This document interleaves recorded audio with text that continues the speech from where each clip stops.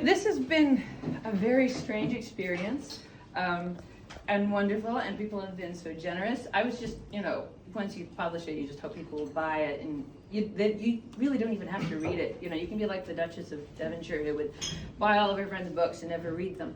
And they thought, it was wonderful because, I get money, and eventually maybe one day I'll have a pony. And really, people have said the most amazing things, like that they have laughed, they have cried. Some have been really interesting, saying that, you have shown a very strange side of where we grew up. One person said, this was so mouth-watering and it made me so hungry that I wanted to go down on you.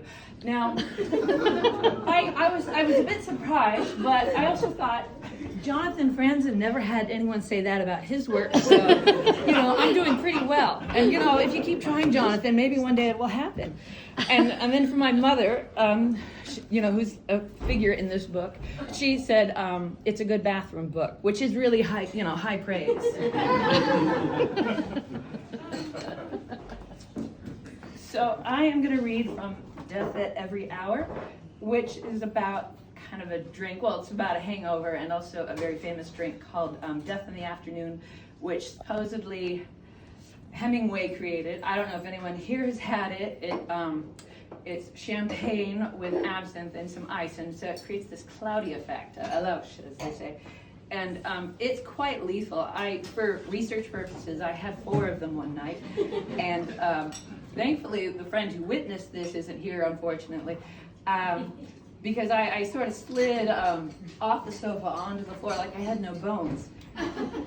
So this kind of gives you an idea of what can happen if you've had a few. So here we go. Her eyelashes flicked against the pillow she was hugging. A polite and efficient knocking at the door, interspersed with the watery echo of muffled words from a bathroom, was insistent that her slumber was over, even if her headache wasn't. I'm going to skip side. I can probably do this and speak out loud. The itching, streaked remains of last night's makeup left her feeling like an iced cake left out too long after festivities. She tried to untangle herself from beaded necklaces and the disorientation of an unfamiliar room. A tail was draped over an elegant chair next to a pair of cowboy boots and one of those movie star 10-gallon hats. She was dressed as a mermaid, or had been. Where was the Lone Ranger? The knock again. The door. She gathered up her sheets to fashion an improvised gown. The parched sea creature now looked as if she belonged to a godly temple in the sky after a run-in with Athena. Tumbling slightly from her lofty place when her bare foot encountered a forgotten toy pistol, she opened the door to a small, exquisitely uniformed man who offered a cordial greeting. "Good morning, miss. Room service. May I enter?" The attendant paraded in with a covered trolley, quickly asking where she might like it. She pointed to the table that was crowded with a Leica camera, her evening bag, a traveling man's personal ephemera, and bottles from the night before.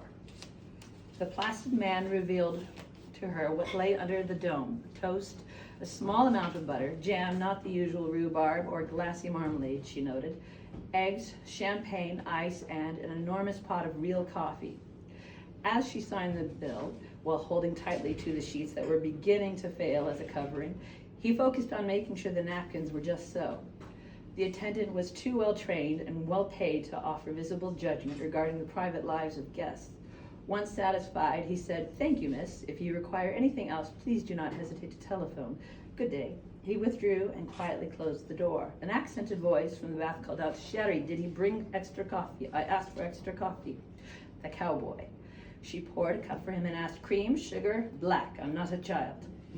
He adjusted her deconstructed dress as if preparing for the top of the entrance and went into the bathroom. She found a hairy man with his legs draped over the side of the bath, reading a pulp novel. He accepted the coffee, which matched his hair, dark and glossy. Slapping a hand a bit too quickly to her face, thus causing her face to feel even more than it was ready to feel at that painful hour, she exclaimed, "Oh, bloody hell, I forgot to tip the man. He must think I have no idea how to behave. Please tip him extra after I leave." "Leave? Liebling, we have to find you something more suitable than that swimming costume before we leave for Morocco." "Morocco?" "Yes, sorted last night. Remember, after poker. I owe the artist a favor. You will help." He sipped his coffee and returned to the book. I don't think I'm in the best position to skip off to Morocco. May I have breakfast first? Why do you think I order? Eggs, go eat. You had too much champagne last night. I have a cure for that. Be a good kitten and eat. Then I explain Morocco. He dismissed her like a child with a wave of his hand. She took the dressing gown hanging on the hook and left the sheet in its place. He smiled and said, that was mine. She replied, you can get it back in Morocco.